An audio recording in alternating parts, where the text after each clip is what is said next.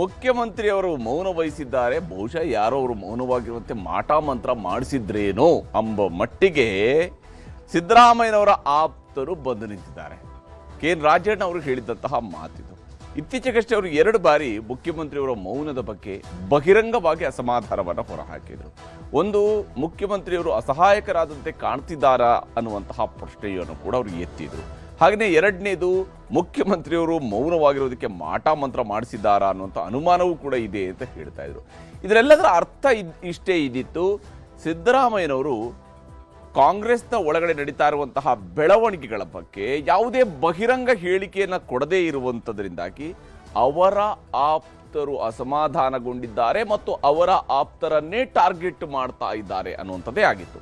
ಈ ಕಾರಣಕ್ಕಾಗಿಯೋ ಏನೋ ಸಿದ್ದರಾಮಯ್ಯರವರ ನೇತೃತ್ವದಲ್ಲಿನೇ ಅವರ ಆಪ್ತ ಸಚಿವರುಗಳ ಒಂದು ಸಭೆ ನಡೆದಿದೆ. ರಾತ್ರಿ ನಡೆದಂತಹ ಸಭೆ ಬಹಳಷ್ಟು ಕುತೂಹಲವನ್ನು ಕೆರಳಿಸಿದೆ. ಸಿದ್ದರಾಮಯ್ಯನವರ ಮೌನದ ಬಗ್ಗೆಯೂ ಕೂಡ ಅಲ್ಲಿ ಚರ್ಚೆಯಾಗಿದೆ. ಸಿದ್ದರಾಮಯ್ಯನವರ ಸಮ್ಮುಖದಲ್ಲೇ ಸಿದ್ದರಾಮಯ್ಯನವರ ಮೌನದ ಬಗ್ಗೆಯೂ ಕೂಡ ಚರ್ಚೆಯಾಗಿದೆ. ಬೈ ಎಲೆಕ್ಷನ್ ರಿಸಲ್ಟ್ಗೂ ಮುಂಚಿತವಾಗಿ ಕಾಂಗ್ರೆಸ್ನಲ್ಲಿ ನಡೀತಾ ಇರುವಂತಹ ಕಂಪನ ಇದು. ರಾಜ್ಯ ಕಾಂಗ್ರೆಸ್ನಲ್ಲಿ ಮುಂದಿನದೊಂದು ಬಹಿರಂಗ ಸಮರಕ್ಕೆ ಬೇಕಾದಂತಹ ತಾಲೀಮು ಶುರುವಾಗಿದೆ. ಕಾಂಗ್ರೆಸ್ಸಿಗರ ನಡುವೆ ಮತ್ತೊಂದು ತಾಲೀಮು ನಡೀತಾ ಇದೆ. ಸಿಎಂ ನೇತೃತ್ವದಲ್ಲಿ ಆಪ್ತ ಸಚಿವರ ಮೆಗಾ ಮೀಟಿಂಗ್ ನಡೆದಿದೆ. ಇದು ನಿಜಕ್ಕೂ ಕೂಡ ಮೆಗಾ ಮೀಟಿಂಗ್. ಯಾಕಂದ್ರೆ ಸುದೀರ್ಘವಾಗಿ ಚರ್ಚೆ ನಡೆಸಿದ್ದಾರೆ.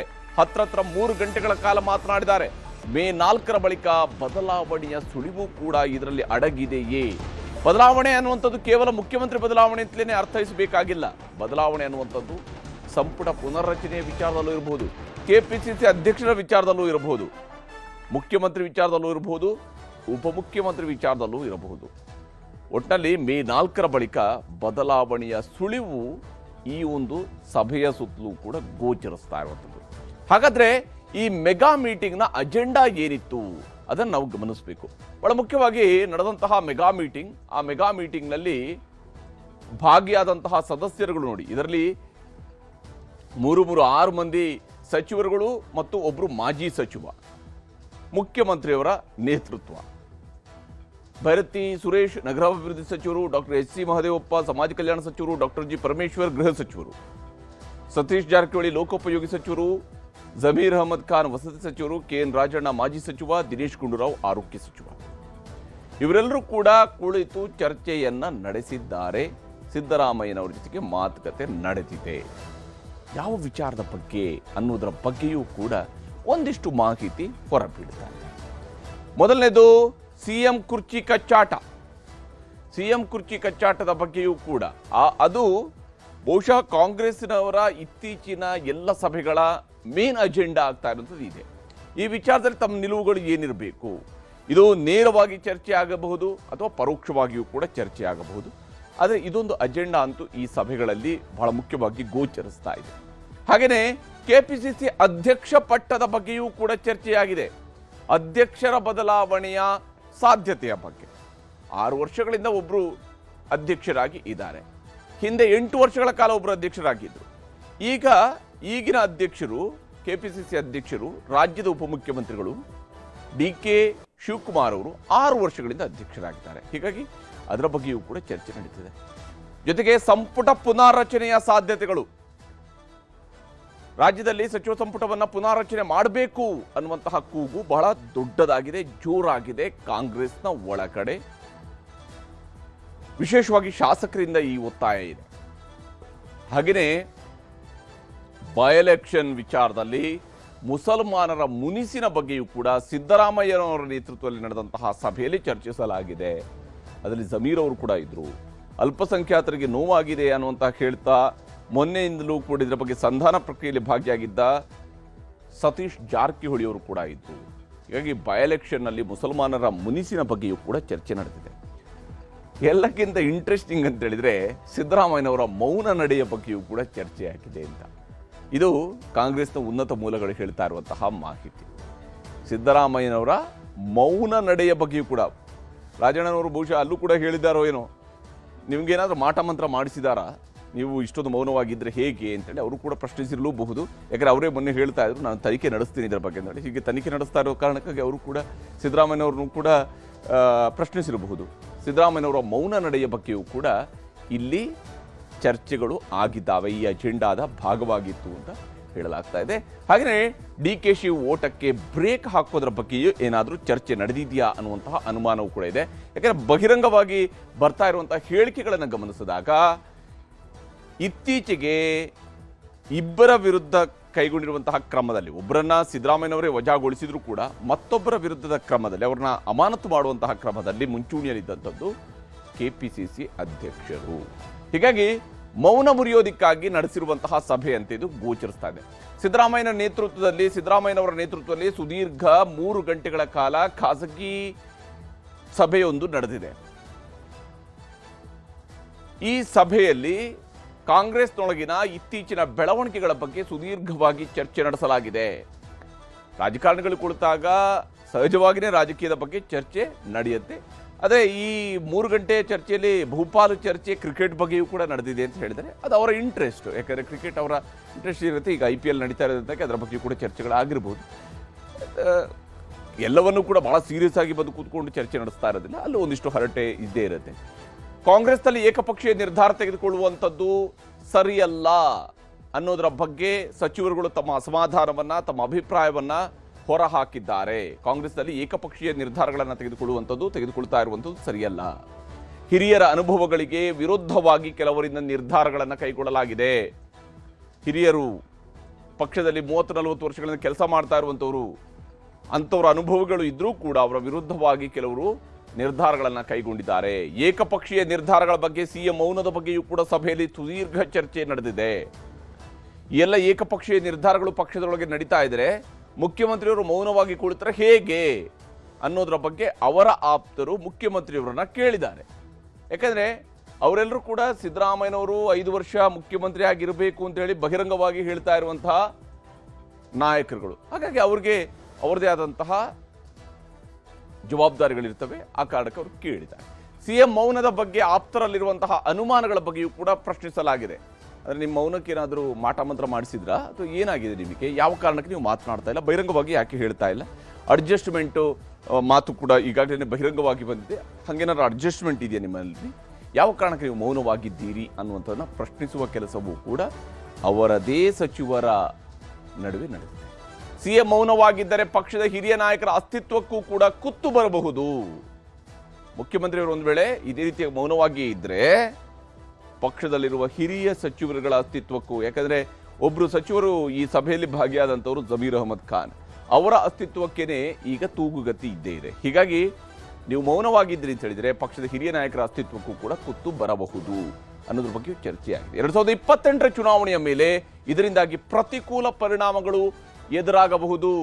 2028ರ ಚುನಾವಣೆಯ ಮೇಲೆ ಎಲ್ಲ ಬೆಳವಣಿಗೆಗಳಿಂದಾಗಿ ಪ್ರತಿಕೂಲ ಪರಿಣಾಮ ಆಗಬಹುದು. ಯಾಕಂದ್ರೆ ಸಮುದಾಯಗಳು ಸಿಟ್ಟಾದ್ರೆ, ಸಮುದಾಯಗಳು ಮುನಿಸ್ಕೊಂಡ್ರೆ ಪಕ್ಷದ ವಿಚಾರದಲ್ಲಿ ಆಗ ಮತ ಬ್ಯಾಂಕ್ ಛಿದ್ರ ಆಗುತ್ತೆ. 2018ರಲ್ಲಿ ಕಾಂಗ್ರೆಸ್ ಅನುಭವಿಸಿದ್ದು ಇದನ್ನೇ.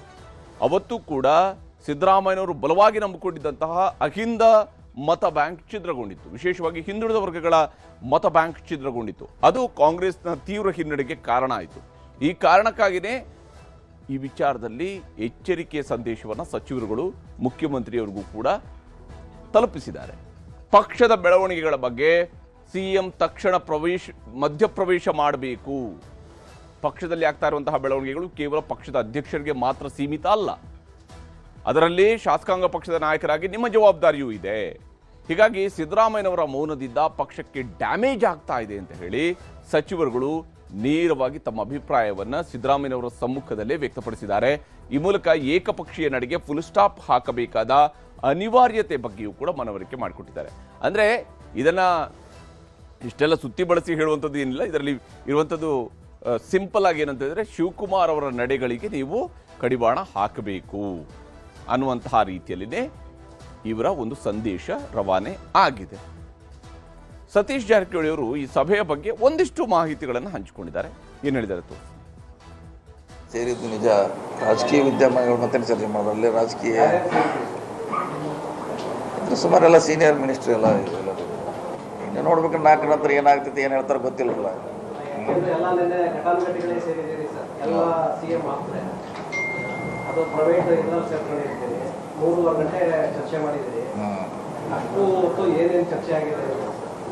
ಏನು ಅದ್ರಾಗ ಅರ್ಧ ಕ್ರಿಕೆಟ್ ನೋಡಿದ್ದಾರೆ ಅದರಲ್ಲಿ, ಅರ್ಧ ಕ್ರಿಕೆಟ್ ಐತೆ ಅದರಲ್ಲಿ. ಎಸ್, ನಿನ್ನೆ ಅದು ಚರ್ಚೆ ಆಗಿದೆ. ಅವ್ರಿಗೆ ಮಧ್ಯಪ್ರವೇಶ ಮಾಡ್ಲಿಕ್ಕೆ ಹೇಳಿದ್ದೀವಿ ಅವ್ರಿಗೆ. ಎಲ್ಲರೂ ಹೇಳಿದ್ರು, ನಾವು ಅಷ್ಟೇ, ಎಲ್ಲರದ್ದು ಅಭಿಪ್ರಾಯ ಒಂದೇ ಇತ್ತು. ಸಿಎಂ ಮೌನ ಇದೆಲ್ಲದಕ್ಕೂ ಕಾರಣವಾಗಿದೆ ಸರ್. ಒಂದು ಡೈರೆಕ್ಷನ್ ಕೊಟ್ಟಿದ್ರೆ ಇಷ್ಟೆಲ್ಲ ರಾಜಾಂತ ಆಗ್ತಿರ್ಲಿಲ್ಲ. ಅಲ್ಲ, ನಿನ್ನೆ ಅವರೆಲ್ಲರೂ ಅದನ್ನೇ ಹೇಳಿದ್ದಾರೆ, ನೀವು ಮಧ್ಯಸ್ಥಿಕೆ ವಹಿಸಬೇಕು, ಇಂದ ಸ್ಟಾಪ್ ಮಾಡಬೇಕು ಅಂತ ನಿನ್ನೆ ಸಭೆಯಲ್ಲಿ ಎಲ್ಲರೂ ಒಟ್ಟಾಗಿ ಎಲ್ಲರೂ ಕೂಡ ಹೇಳಿದ್ದಾರೆ. ಅಲ್ಲ, 5ನೇ ತಾರೀಕಂತಿ ಆಗಲೇಬೇಕು, ಯಾಕೆ ಮಂತ್ರಿ ಮಂಡಲ ವಿಸ್ತರಣೆ ಆಗಲೇಬೇಕಲ್ಲ, ಭಾಳ ದೊಡ್ಡ ಇದ್ದೇ ಇದೆ ಅದು ಚರ್ಚೆ ಆಗಬೇಕು. ಈಗ ನೀಡೋದು ಗೊಂದಲ, ಬ್ರೇಕ್ ಹಾಕಬೇಕು, ಎಲ್ಲ ಇದೆಲ್ಲ, ಅಧ್ಯಕ್ಷ ಇದೆ, ಎಲ್ಲ ಸುಮಾರು ಇದೆ. ನೀವು ಹೇಳಿದಂಗೆ ಅದು ರಿಸಲ್ಟ್ ಆದಮೇಲೆ ಅದಕ್ಕೂ ಪಕ್ಷ ಅದಕ್ಕೆ ತೀರ್ಮಾನಕ್ಕೆ ಬರಲೇಬೇಕಾಗ್ತದೆ, ಮಾಡ್ತಾರೆ ಬೇಗ.